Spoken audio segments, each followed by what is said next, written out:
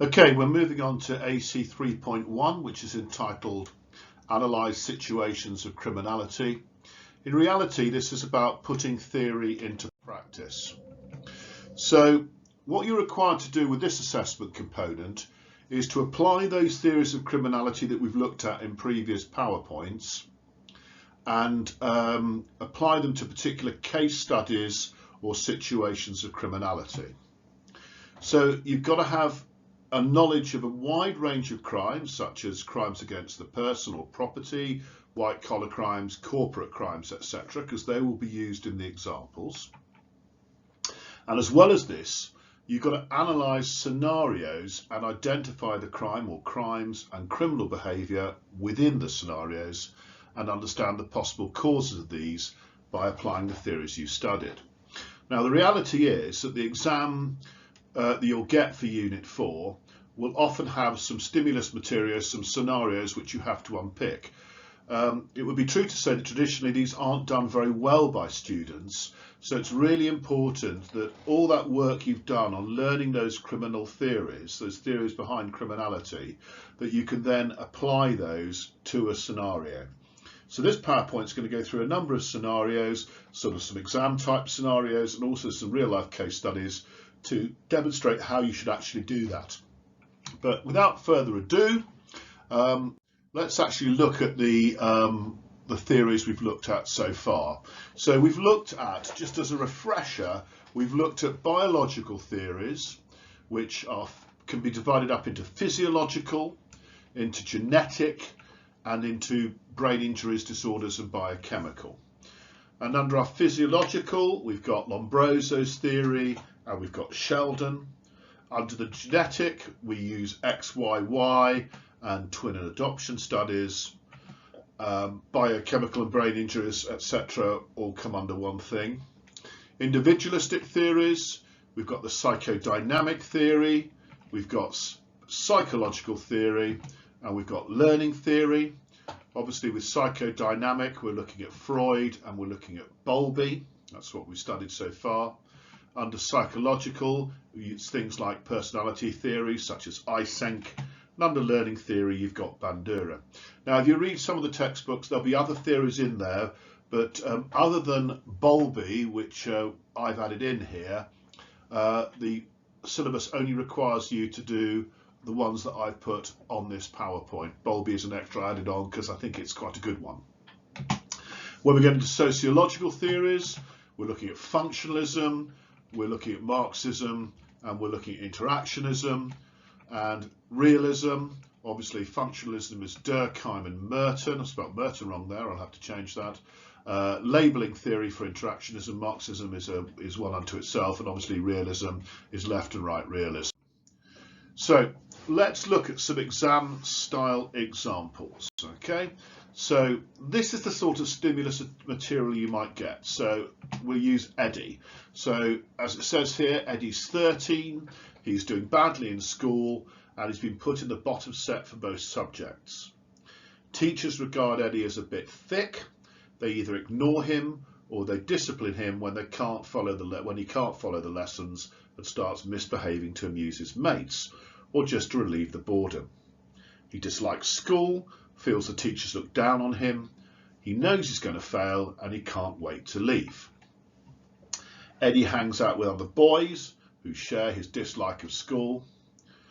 They often truant together, hang around the shopping centre where they've got to know some of the older boys, one of whom is called Tony. Tony's full of bravado. He's recently been convicted of minor vandalism offences. He likes to brag about it. Eddie and the others are impressed and see Tony's criminal record as a badge of honour. So Eddie would like to be like Tony because all Eddie's friends look up to Tony as a sort of leader. Eddie decides to get a can of paint and sprays graffiti on the school's wall. Now, there's that text again. What I'd like you to do now is pause, have a read through it again, and see if you can spot A, where some of the theories of criminality that we looked at might fit in here, and B, what the crime is, which is quite straightforward, I would think. Okay, so if you pause that now, and when you're ready to go, press play again, and we'll look through this together. So let's look at the bits in yellow. Okay, we've got this bit here. Teachers regard Eddie as a bit thick. He knows he's going to fail, can't wait to leave. Hangs out with other boys who show his dislike of school. They often trim together. Eddie decides to get a can of paint and sprays graffiti on the school's walls. So it's quite obvious I've identified what the crime is here, vandalism. But here is where I'm linking it into the theory. And my advice to you would be, when you get something like this in an exam, highlight the bits where the theory applies. Highlight the key bits, and that will help you focus on what you've got to do. So I would argue here that I'm looking at labelling theory. It's clear that teachers have labelled Eddie as thick. This has then become his master status. A self-fulfilling prophecy is created because Eddie's accepted the school's view of him. He's joined a deviant subculture and has reacted to society's norms such as respect for property through deviance, and that is the vandalism. Now that's the sort of thing that the exam board are expecting you to pick out. So labelling theory might be one thing that you would pick out and explain, relating it to the actual case study. So notice how I'm referring to Eddie here. I'm referring to technical vocabulary such as master status and self-fulfilling prophecy. I've talked about deviant subcultures, societal norms, and I've identified the crime. And that's the sort of thing one needs to do when you're putting that theory into practice. Get the theory, explain how the theory applies to the case, and identify what the crime is. Now, that's the bit in yellow, but you could also perhaps look at the bit here in pink or purple. Eddie and the others are impressed and see Tony's criminal record as a badge of honour. Eddie would like to be like Tony because all Eddie's friends look up to Tony as a sort of leader. Well, this might actually be social learning theory, which states that if we observe a model's behaviour being positively reinforced, we're more likely to imitate it. Eddie sees Tony being rewarded by the other boys who are impressed by his criminal behaviour, and therefore he decides to imitate him by spraying graffiti. So what I'm trying to show you here is quite often these examination style scenarios have more than one theory within them that you can identify or you can choose to write about. So let's look at another example. Darren, he's 18, went to a failing school, left with very few qualifications, and now works as a scaffolder in his uncle's firm, where he's been helping out since he was 13. Unfortunately, it's insecure casual work, it's not regular employment. Darren's a big young man, works heavy, he's built up his muscles. It can be dangerous too. Once, when he was 14, he was struck on the head by a scaffolding pole, but he's tough and he didn't go to hospital. Darren looks tough too, and lately this has started to lead others to have a go at him in pubs and clubs. He's become short-tempered, tends to react aggressively to provocation. He's beginning to get a bit of a reputation. The police have been called on a couple of these occasions, and they tend to see Darren as a bit of a hard case. They put the blame on him even when he hasn't started the fight. Darren often finds himself a bit short of money. He likes the branded clothing and footwear that he sees advertised everywhere, and has taken to occasional shoplifting to get the latest fashions. So, once again, there's the text. Have a read through and see if you can identify what theories you can apply to Darren's situation. When you're ready with that, press play and I'll take you through what I think are some of the theories here. So, let's start with a bit in yellow. He's beginning to get a bit of a reputation. The police have been called on a couple of these occasions. They tend to see Darren as a bit of a hard case and put the blame on him even when he hasn't started the fight. Well, again, we're looking at labelling theory here. The police appear to have labelled Darren as a hard case. They're in danger of creating a self-fulfilling prophecy. As a young working class male, he also fits the stereotype of a typical criminal. But actually, probably there's more than just labelling theory here.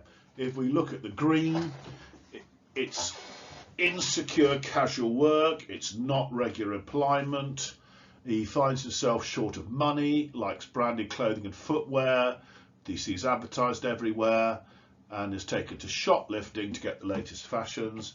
Well, left realism could argue that Darren's shoplifting is in terms of relative deprivations, because he sees the advertisements for desirable consumer goods but doesn't earn much in his insecure manual job, and so he resorts to crime. At the same time, Merton's strain theory would argue that attending a failing school probably blocked Darren's access to legitimate opportunities such as good qualifications and a well-paid job. He therefore innovates by using shoplifting to obtain desirable goods. So with green, you've actually got two theories, and in fact you've got three theories, because you could also argue that Marxism would say that capitalism needs and encourages people to consume what it produces in order to make profit. But Darren's position in the class structure of capitalist society means his only way of obtaining these goods is through crime. So there you've got three different theories that you could have extrapolated from just the bits I've highlighted in green. If we take the bit in purple, once he was 14 he was struck on the head by a scaffolding pole, but he's tough and didn't go to hospital. He's become short-tempered, tends to react aggressively to provocation. Well, you could argue that Darren has frontal lobe brain damage due to his injury from the scaffolding pole. Frontal lobe damage has been linked to violence, and this may be why Darren's become short-tempered and reacts aggressively to provocation. So lots of different theories that one can apply to that situation, and hopefully what I'm doing is demonstrating how you go about that. And if you don't have to spot them all, you just got to spot one or two, and that's all you need to do for the purposes of an exam. But the important thing is explaining how the theory applies and linking it to the case. Let's try another one. Let's try Simon, who is an opportunist thief and conman, though not always a successful one. As a thief, he's always on the lookout for the opportunity to snatch something quickly when the security guard is distracted and isn't paying attention, or when he spots a parked car with his window open and a bag left on the seat. He's a repeat offender, he's very sociable, can be quite charming, but he has a high opinion of himself. He's cocky, self-confident and egotistical. He has no sympathy for the victims that he cons, and he thinks they're mugs who had it coming. It's their fault. Simon had a deprived childhood. He's scathing about well-off people who don't know they're born. They deserve everything they get and then some, he says. So Simon only thinks about whether he can get away with something, not whether it would be immoral. In this world, he says, it's every man for himself. You've got to look after number one. However, he tends to get caught because he's not very good at working out his chances of getting away with a crime. He's too impulsive and restless to think things through carefully, over-optimistic about his chance of success, and enjoys taking the risks and minimising the obstacles. So once again, have a look through, see if you can identify any of the criminological theories that you would apply to Simon's case, and then when you're ready, click on pause and I'll take you through it. So let's start with the bits in yellow. Repeat offender, sociable, charming, high opinion of himself, cocky, self-confident, egotistical, impulsive, restless, likes to think things through, doesn't think things through carefully, over-optimistic, enjoys taking risks, minimises obstacles. So I think we can look at Eysenk's theory of criminality, the idea that an extroverted, neurotic personality type commits crime. Extroverts are impulsive, they're sociable, they're optimistic, they're excitement-seeking risk-takers, all the traits that Simon has. Their constant quest for excitement often lands them in trouble with the law. Neurotics have high anxiety levels. It makes it harder to condition them through punishment, so they don't learn from their mistakes. Simon is a recidivist. He's a repeat offender. So there's some yellow there. Might suggest Eysenk's personality theory. Or if we go with the green, opportunist thief and conman, not always a successful one, always on the lookout for opportunity to snatch something quickly when the security guard's head is turned or when the window's open in the car. He only thinks about whether he can get away with something, not whether it be immoral. Not very good at working out his chances of getting away with a crime. Well, that would be a right realist approach, because they believe that Criminals are opportunists who offend when their target lacks a capable guardian, so when the security guard, for instance, isn't looking.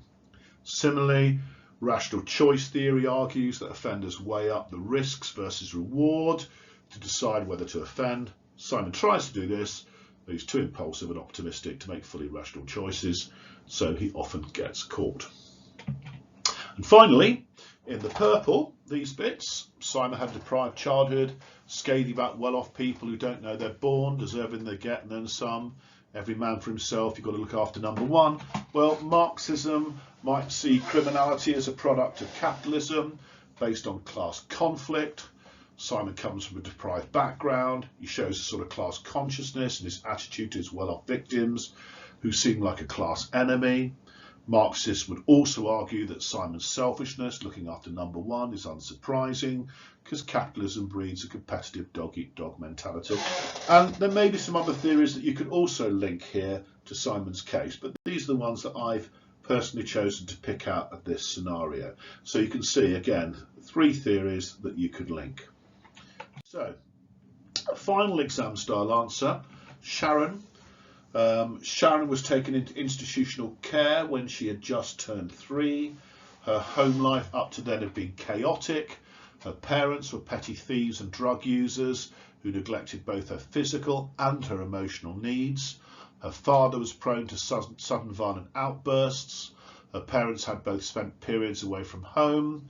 Her mother had been in a drug rehabilitation clinic, and her father served a prison sentence for dealing. Social workers' reports describe Sharon as cold and emotionally withdrawn. She was eventually placed with foster parents, but wasn't able to bond successfully with them, and the relationship soon broke down. A pattern that was repeated several times over the following years. However, she eventually succeeded in forming some sort of relationship with her friend Ellie's family, who were known locally as career criminals, and moved in with them. At the age of 11, Sharon began abusing various substances, including alcohol, which she says helped her to escape. Now 15, she's rarely in school, has been in frequent contact with the youth justice system for a variety of offences, including shoplifting. She was caught with Ellie's elder sister Laura stealing makeup, and several cases of assault. The neighbourhood has long had high levels of crime, and the police and social services are concerned that Sharon's learning the tricks of the trade from her friends and family. So let's look at it again. Same thing, pause, work out where you might highlight some of the key bits here, link it to the theories, then when you're ready, press play again. So if we take the yellow stuff, Sharon was taken into institutional care when she just turned 3. Her parents had spent periods away from home. Her mother had been in a drug rehab clinic. Father had served a prison sentence. Social workers describe her as cold and emotionally withdrawn.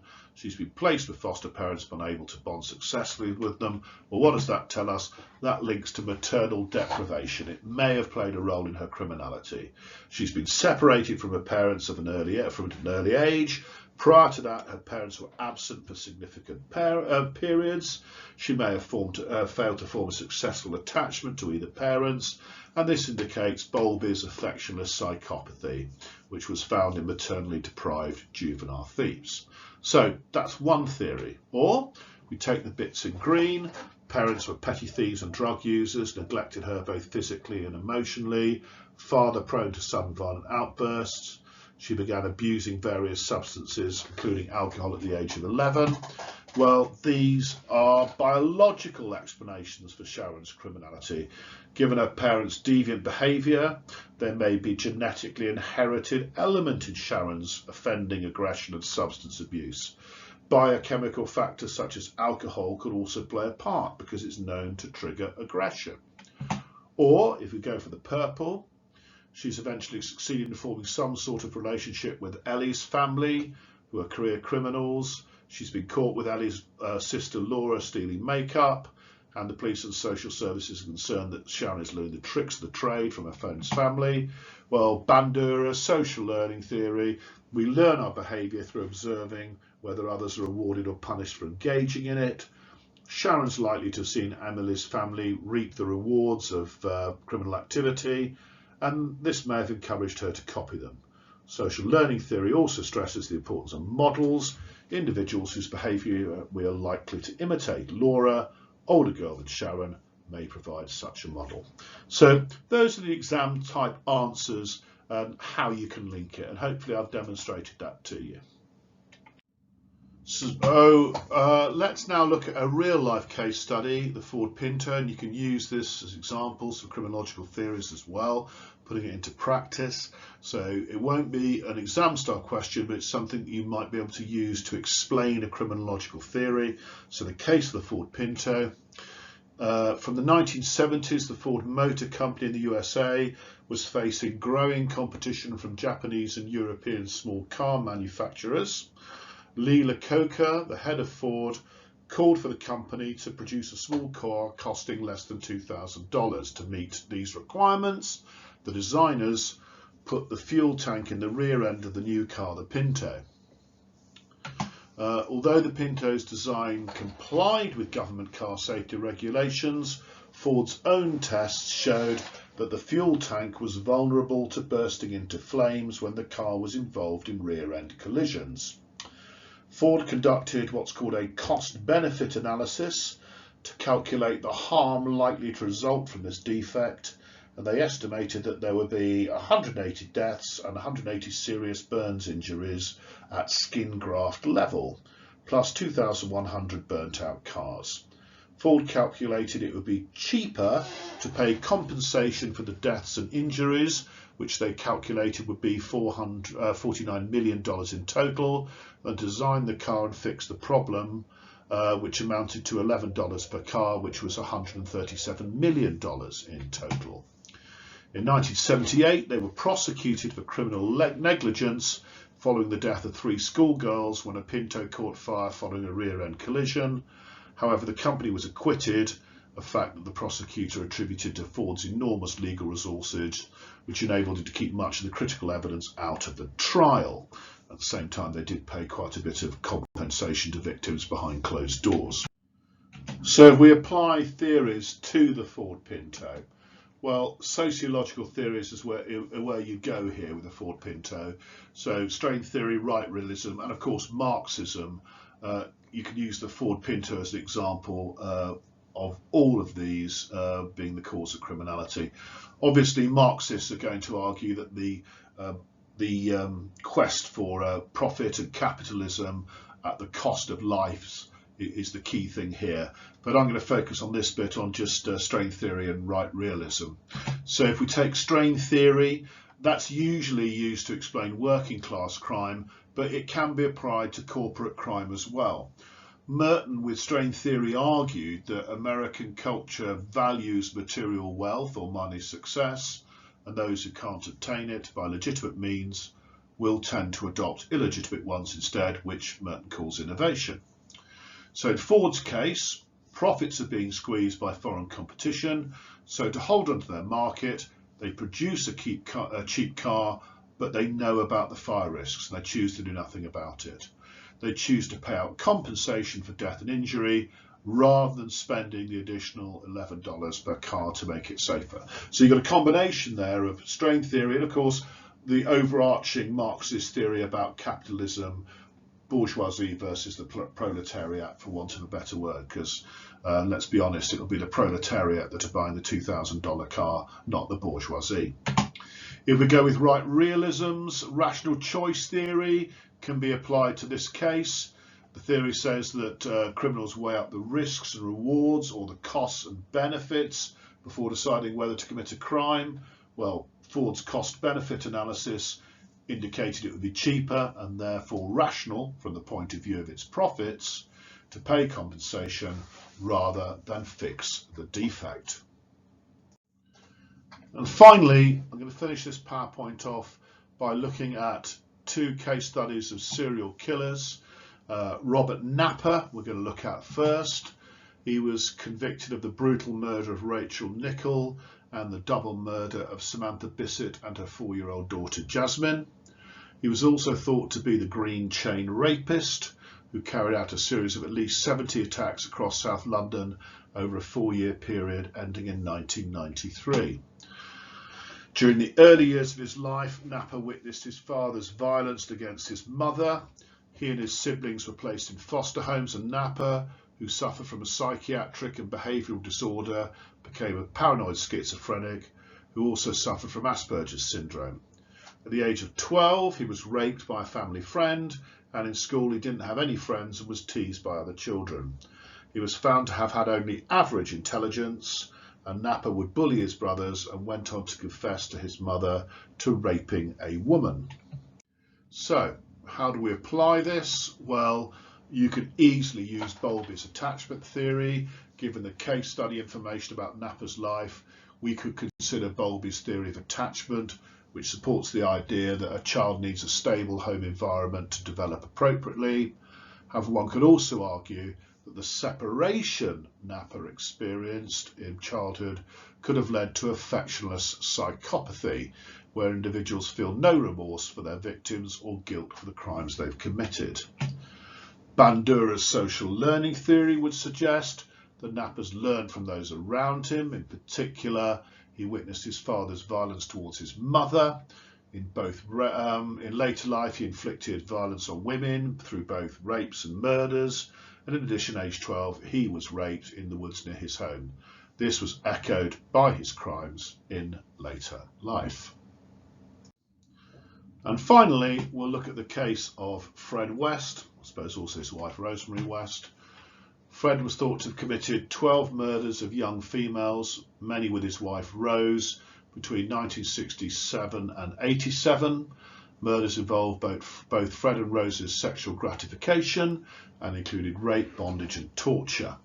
There was also dismemberment of bodies, with some being buried under the patio area of their home.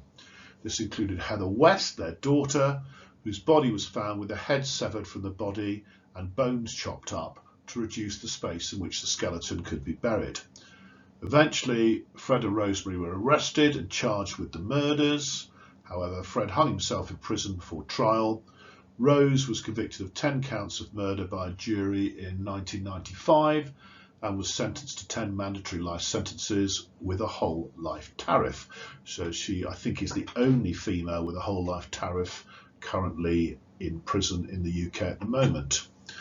There were rumours that Fred was introduced to sex by his mother from a young age and allegedly engaged in acts of bestiality with animals in his early teens. When he was 17 years old, he had a motorcycle accident from which he received serious head injuries, which left him in a coma. A metal plate was inserted into his head, which may have affected his behaviour and left him with an inability to control impulses. So let's apply that theory. Well, social learning theory, if the rumours about Fred's mother introducing him to sex at an early age are true, this may account for the methods and brutality of his crimes later in life, focus on rape and sexual torture, which suggests he was heavily influenced by his mother, who acted as a role model. At the same time, you could link Freud's personality theory here. It could be argued that Fred was unable to progress from the pleasure-seeking id to the reality principle where the ego is dominant. He continued to need instant gratification for his sexual acts. And finally, you could emphasise the brain damage. Given the brain damage that Fred received as a result of his motorcycle accident, it may be that this provides a biological reason for his criminality, because we know that research has shown that damage to the prefrontal cortex area of the brain can impact on a person's ability to control their impulsive behaviour. Fred may have been unable to resist that urge for sexual gratification. So hopefully now I've shown you how you apply theory to case studies and examples. There's lots of examples in the textbooks. You just go away. What the other thing you can do is you can just research some serial killers and see if you can apply the criminal theories that we've looked at to them. But that's how you do it, guys. I hope you found that useful.